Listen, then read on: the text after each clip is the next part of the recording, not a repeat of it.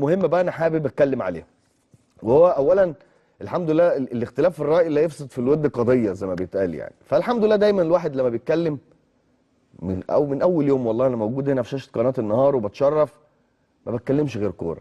يعني الحمد لله عمري ما دخلت في حياه شخصيه، ولا دخلت اتكلمت مثلا، ولا جبت اخبار مثلا على لعيب خرج، ولا لعيب عنده مشكله، ولا مشاكل ما بينه وبين الجهاز، ولا كوره.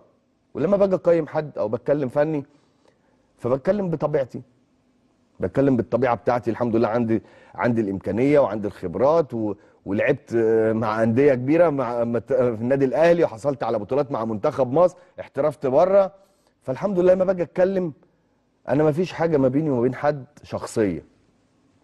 انا معظم الجيل مع احترام الجيل ده يعني عمرهم ما اتعاملوا معايا ولا اتعاملت معاهم ولا حتى اتقابلنا مثلا. فلما باجي اتكلم انا عايز اللعيب يبقى كويس، وخصوصا لما بلاقي لعيب عنده الموهبه يقدر ان هو يتطور ويقدر ان يبقى افضل من كده بتكلم. فبتكلم بالطبيعه بتاعتي، انا ما فيش تصفيه حسابات مع حد. والحمد لله يعني حتى يمكن انا ساعات بيبقى عليا هجوم غير طبيعي ورسائل على التليفون وعلى المسج على انستجرام وعلى تويتر وعلى الفيسبوك، والله ما بزعل، لان دي كوره في الاول والاخر، هي كوره. مهما اتكلم حضرتك انا بتكلم بوجهه نظري، بتكلم برؤيتي، بتكلم برؤيتي الفنيه اللي هي الطبيعه. اللعيب يبقى يعمل ايه، اللعيب المفروض تتعامل معاه ازاي، المفروض اللعيب يشتغل ازاي، المفروض ان اللعيب ازاي يتالق، ازاي يبقى كويس، ازاي يبقى لعيب منتخب مصر، ازاي يتالق مع ناديه. فده شيء طبيعي، انا ما خرجتش بره الكوره خالص. والناس بتنتقدني وناس زعلانه مني كتير جدا، بس في الاول والاخر حضرتك ليك وجهه نظرك، وفي ناس كتيره جدا ممكن بتتفق معايا وفي ناس بتختلف معايا، وده شيء طبيعي. ما هو لو ما في لو الكل متفق معايا انا مش هنجح، ولو الكل مختلف معايا برضه مش هبقى موجود. فطبيعي هي دي الكوره. وخصوصا كمان دلوقتي ان بقى في حريه تعبير، طالما الحمد لله ان انا ما بخرجش بره الاطار الكوره. حضرتك ممكن تزعل مني، بس طالما ان انا بتكلم كفن على فني لعيب نفسه جوه الملعب، فده ما يزعلش. ما الناس كلها بتتكلم وكل القنوات بتتكلم وكل الكباتن بتاعتي وكل المذيعين المحترمين وكل المقدمين الاعلام بيتكلموا في الكوره. مع احترامي ما في ناس ما لعبتش كوره وبتطلع تتكلم عادي. انا عمري مثلا علقت على حد، اللي ما ينفعش تقول كده. كل واحد ليه الرؤيه الفنيه، في محللين اداء، في محلل رياضي، في مقدم برنامج بيحب يطلع يتكلم فني. طب لما انا بقى ابراهيم سعيد الحمد لله اللي هو لعيب اهلي ولعيب منتخب مصر واحترفت بره واخد بطولات مع المنتخب واخد بطولات مع النادي الاهلي، هل ما يحقش ليا ان انا اتكلم؟ ما يحقش ليا؟ طب ما مع احترامي ما كل الناس بتتكلم يا جماعه. يعني ابراهيم ليه دايما لما بيتكلم في حاجه، وبتكلم الحمد لله انا بتكلم في اطار كوره، بتكلم في اطار الفني نفسه اللي هو جوه الملعب جوه المستطيل الاخضر. والحمد لله كان ليا يعني كلام.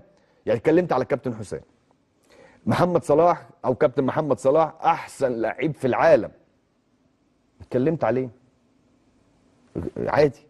كابتن حسام اتكلمت عليه، الشناوي اتكلمت عليه، مصطفى شوبير اتكلمت عليه، مين تاني، قفشه.